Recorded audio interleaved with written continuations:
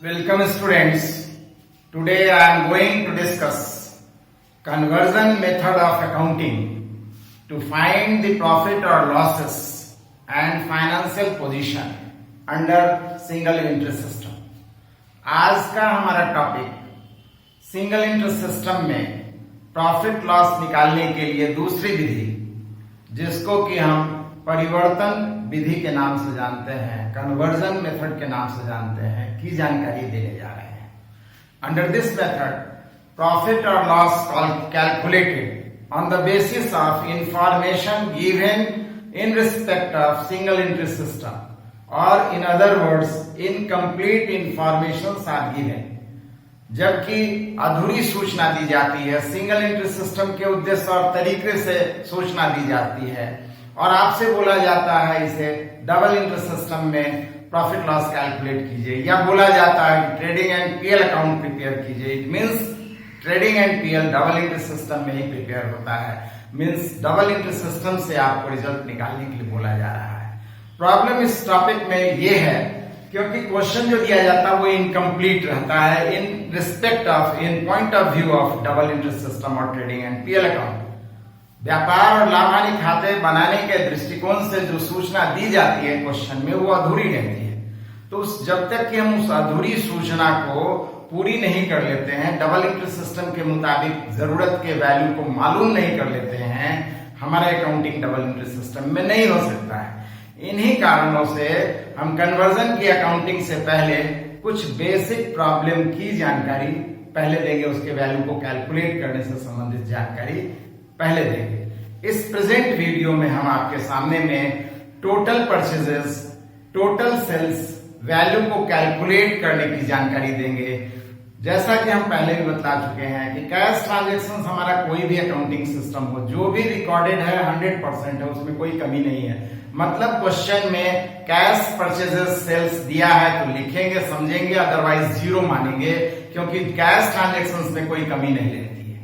इस point of view को दिमाग में रखते हुए हम काम करते हैं।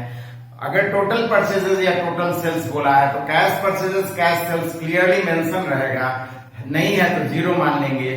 Credit purchases, credit sales questions में नहीं दिया गया है तो हम उसे कैलकुलेट करेंगे।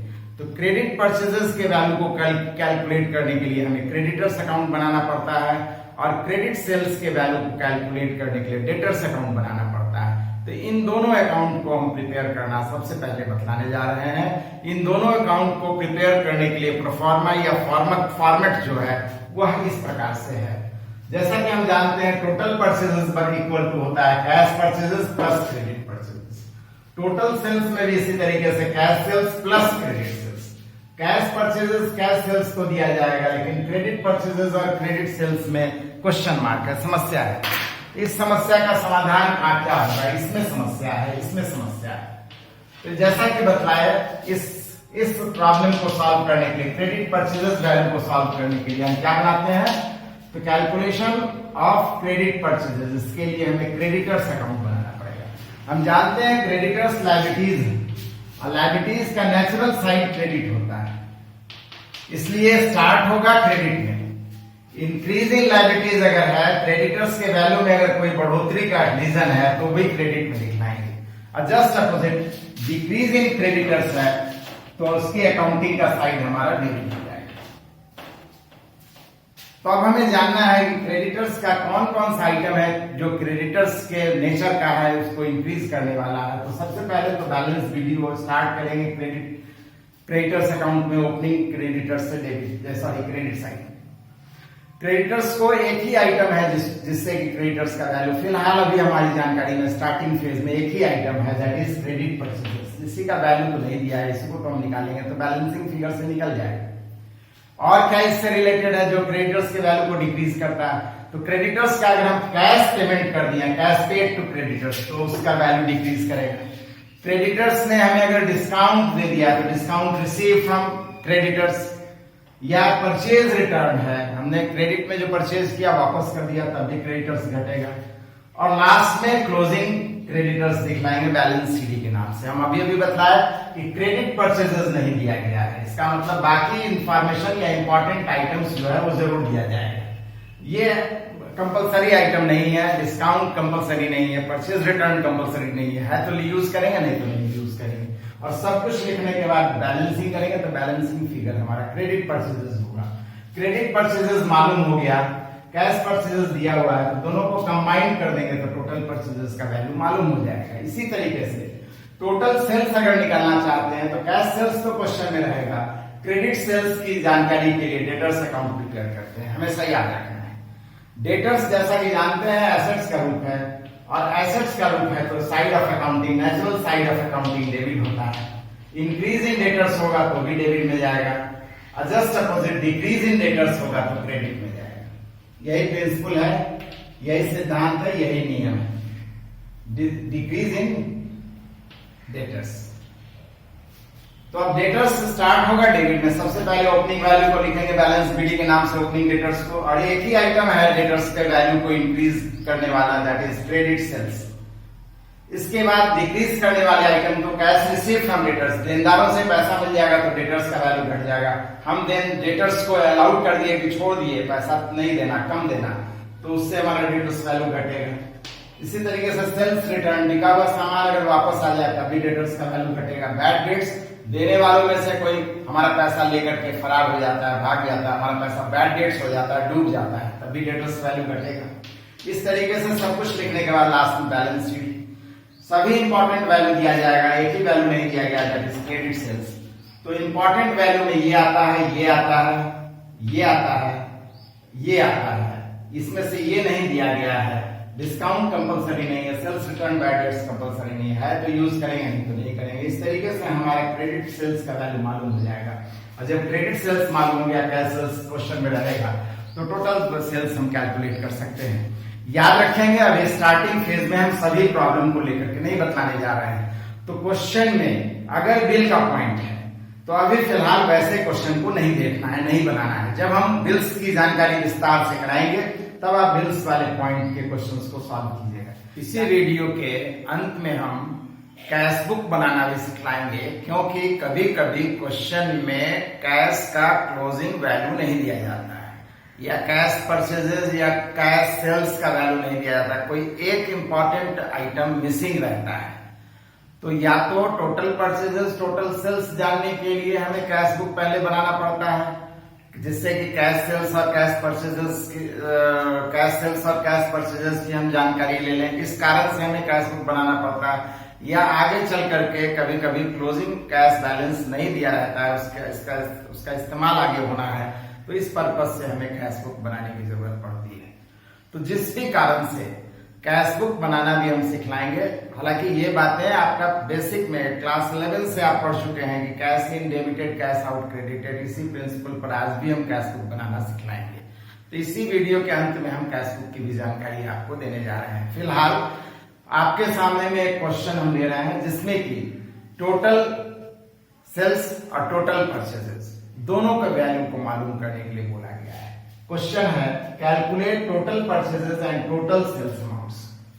दिया गया है बैलेंस, डेटर्स का ओपनिंग क्लोजिंग, क्रेडिटर्स का opening closing, paid to creditors amount, return outward है, डिस्काउंट अलाउड है, सेल्स रिटर्न है, डिस्काउंट रिसीव्ड है, बैड डेट्स है, paid to creditors by cheque है, कैश परचेजेस है, कैश सेल्स है, कैश रिसीव फ्रॉम डेटर्स। ये इंफॉर्मेशन दिया गया। डेटर्स और क्रेडिटर्स दोनों से रिलेटेड एक कंबाइंड क्वेश्चन है। अलग अलग हम दोनों के अकाउंट को प्रिपेयर करेंगे, जिससे कि क्रेडिट परचेजेस और क्रेडिट सेल्स की जानकारी हो जाए। कैश परचेजेस, कैश सेल्स यहाँ दिया गया है। जब क्रेडिट परचेजेस मालूम हो जाएगा तो कैश परचेजेस में कंबाइन कर देंगे तो टोटल परचेजेस आ जाएगा। कैश क्रेडिट सेल्स मालूम हो जाएगा तो कैश सेल्स कंबाइन करेंगे तो टोटल सेल्स आ जाएगा। जिस तरीके से आपके सामने में सबसे पहला अकाउंट है डेटर्स। डेटर्स अकाउंट का प्रिंसिपल क्या है? तो जैसा कि आपको जानकारी है, डेटर्स हमारा एसेट्स नेचर का है, साइड ऑफ अकाउंटिंग डेबिट होगा। तो स्टार्ट करेंगे डेबिट में, इंक्रीज इन डेटर रहेगा तो डेबिट में आएगा। जिस भी लेन देन से इंक्रीज इन डेटर्स होगा डेबिट में आएगा। डिक्रीज इन डेटर्स है किसी भी लेन देन से तो वो क्रेडिट में आएगा। ये बातें समझने के लिए है, ये बातें प्रिंसिपल की है, सिद्धांत की। उसी तरीके से क्रेडिटर्स अकाउंट की बात करें तो इसका नेचुरल साइड होगा, लायबिलिटीज है तो क्रेडिट होगा। इंक्रीज इन लायबिलिटीज है, क्रेडिटर्स है तो क्रेडिट होगा, और डिक्रीज इन क्रेडिटर्स है तो फिर डेबिट। जितने भी आइटम क्रेडिटर्स को घटाते हैं, डिक्रीज करते हैं, उनको डेबिट में लिखना है। तो वन बाय वन हम सभी के वैल्यू को हम लिखने जा रहे हैं। तो सबसे पहले ओपनिंग डेटर्स अकाउंट है, एसेट्स का रूप है, डेबिट में स्टार्ट करेंगे 30,000 से, क्लोजिंग क्रेडिट में लिखेंगे एट लास्ट, अंतिम आइटम। उसी तरीके से क्रेडिटर्स का लायबिलिटीज नेचर है, क्रेडिट से स्टार्ट करेंगे ओपनिंग और क्लोजिंग हम डेबिट में लिखेंगे 39,000, 30,000 इस तरीके से। नेक्स्ट है paid to creditors, creditors account से रिलेटेड है, और क्रेडिटर्स को पेमेंट करेंगे तो क्रेडिटर्स का वैल्यू घटेगा 80,000 से। इसके बाद रिटर्न आउटवर्ड, मतलब हमने सामान परचेज किया है और तब सामान वापस किया, आउट गया means purchase return. Purchase return credit purchase creditors account से रिलेटेड है, और इससे क्रेडिटर्स का वैल्यू घटेगा, इसके डेबिट में लिखेंगे। नेक्स्ट है हमारा डिस्काउंट अलाउ, हम छूट दे रहे हैं किसे, जो हमें देने वाला है means debtors, discount allowed 5,000। Next है सेल्स रिटर्न, सेल्स से रिलेटेड है मींस डेटर्स से रिलेटेड है, इससे डेटर्स का वैल्यू घटेगा। नेक्स्ट है हमारा डिस्काउंट रिसीव, परचेज से रिलेटेड है, या हम देने वाले थे क्रेडिटर्स को, उसमें से वो कुछ अलाउ कर दिया, या जो भी पैसा ड्यूज था हमारा क्रेडिटर्स के यहाँ उसमें से वो छोड़ दिया, हम बोला नहीं लेंगे, तो हमारे लिए फायदे की स्थिति है, इससे क्रेडिटर्स का वैल्यू घटेगा। नेक्स्ट है हमारा बैड डेट्स, देने वाला में रुपया डूब गया तो क्रेडिटर्स का वैल्यू घटेगा।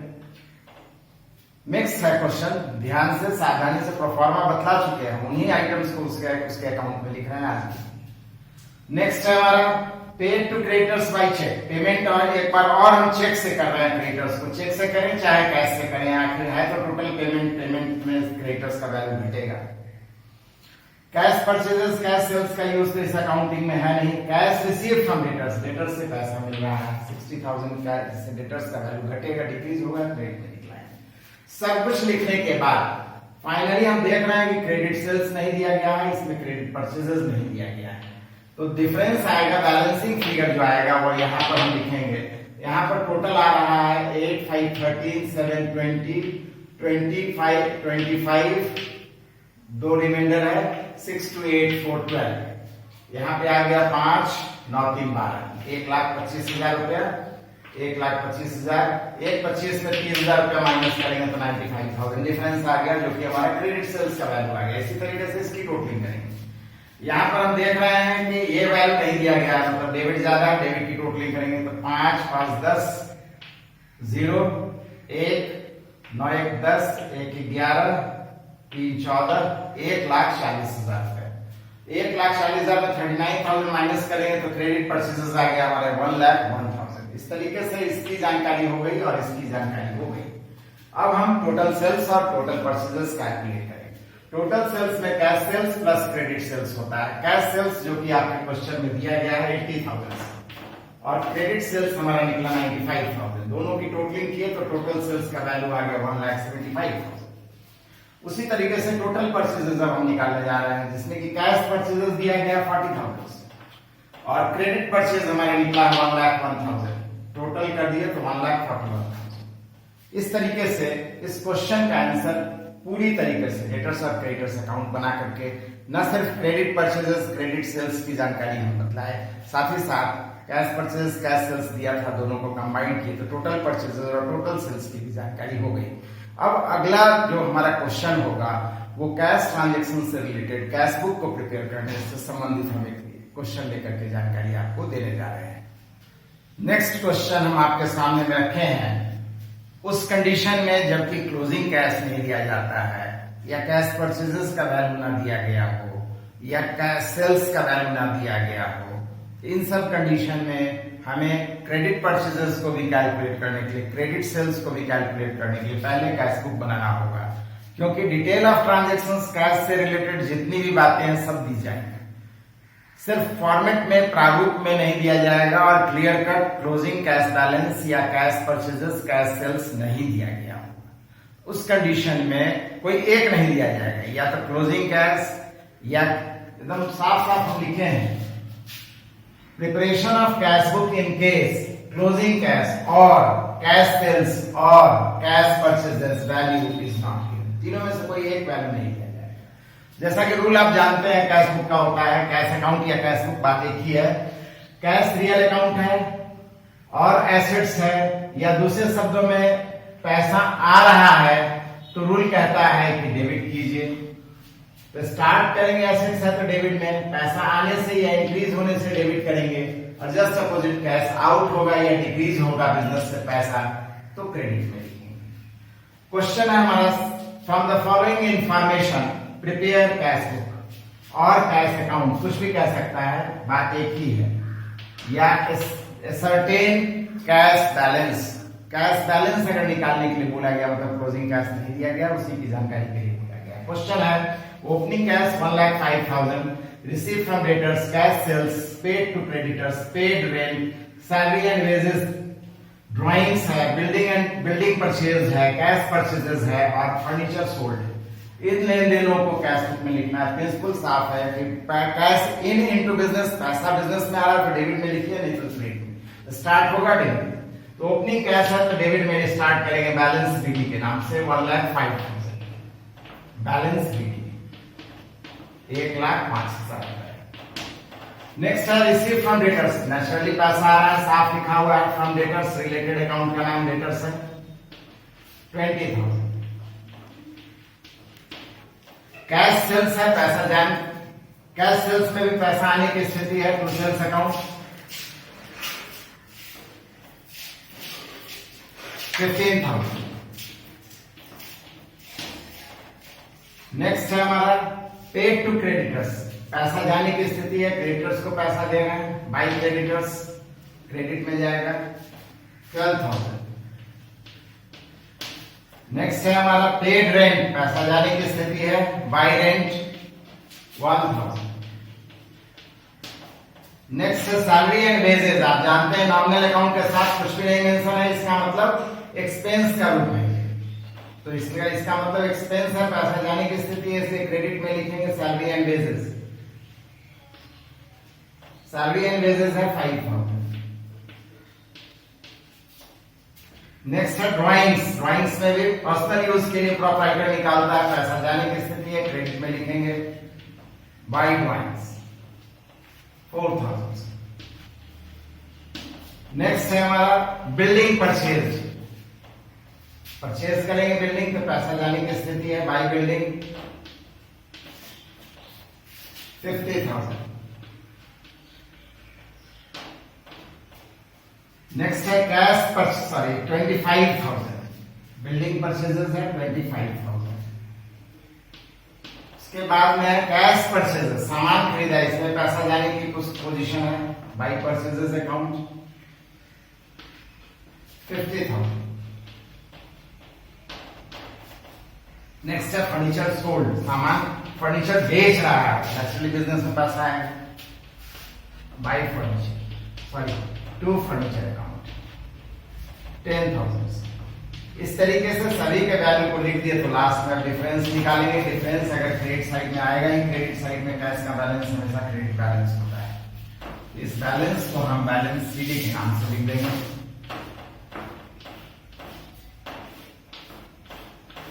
क्रेडिट साइड में बाई बैलेंस सी, जो भी डिफरेंस आएगा, और ये हमारा क्लोजिंग कैश है, तो 5, 5, 10,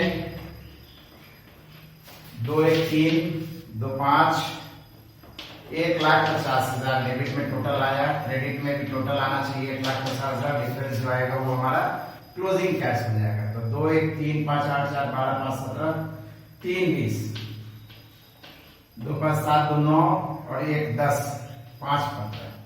इस तरीके से 53,000 का हमारा ये क्लोजिंग कैश आ गया, क्लोजिंग वैल्यू कैश का आ गया। यहीं पर मान लीजिए क्लोजिंग दे देता है और कैश सेल्स नहीं देता है, तो डिफरेंस इस साइड में आएगा, 15,000 का कैश सेल्स हो जाएगा। मान लीजिए जस्ट अपोजिट कि ये दोनों दे दिया है लेकिन कैश परचेजेस नहीं दिया गया है, तो डिफरेंस ये वैल्यू आ जाएगा। इस तरीके से जो एक वैल्यू नहीं दिया गया है उसकी जानकारी के लिए हम जरूरत पड़ने पर कैश बुक या कैश अकाउंट प्रिपेयर कर लेंगे। इस तरीके से इस प्रेजेंट वीडियो से संबंधित हमारी पूरी जानकारी कंप्लीट होती है। अब हम अगला वीडियो जो आपके सामने में प्रेजेंट करेंगे, वास्तव में वहां पर कन्वर्जन से रिलेटेड अकाउंटिंग प्रोसेस बतलाएंगे, प्रॉफिट लॉस निकालने के लिए trading and PL account prepare करना बतलाएंगे। हमें उम्मीद है आप हमारे वीडियो को ज्यादा से ज्यादा शेयर कर रहे हैं, क्योंकि वास्तव में इस लॉकडाउन पीरियड में, आज के समय में, आज की परिस्थिति में बच्चों को जब कॉलेजेस रेगुलर नहीं चल रहा है तो ऑनलाइन पढ़ाई ही माध्यम है। हम ज्यादा से ज्यादा एग्जाम्पल के साथ क्वेश्चन को सॉल्व करके, परिस्थिति को, रूल को बतला करके क्वेश्चन को सॉल्व करके बतलाते हैं, जिससे कि आपको व्यवहारिक रूप में थोड़ा सा प्रयास कीजिएगा तो क्वेश्चन सॉल्व करने में परेशानी नहीं होगी।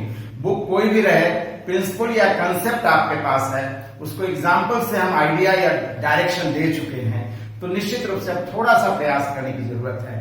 तो वैसे स्टूडेंट्स जो भी दूर दराज में कहीं भी रहते हैं, इतना ही नहीं, आप हमारे प्लेलिस्ट को देखिए, बहुत सारे चैप्टर को हम डिफरेंट प्लेलिस्ट में डाल दिए हैं। इसका कारण क्या है? बहुत सारा चैप्टर कहीं 11 में पढ़ाई होती है तो कहीं 12 में पढ़ाई होती है, बहुत सारा चैप्टर डिग्री 1 सेमेस्टर 1 में यहाँ पढ़ाई होती है तो कहीं और भी लेवल में पढ़ाई होती है। इन्हीं कारणों से हम प्लेलिस्ट में एक से ज्यादा जगह हम डाल दिए हैं। आप जिस भी लेवल का स्टूडेंट हो, आप उस लेवल के प्लेलिस्ट को देख करके अपनी पढ़ाई को पूरी कर सकते हैं।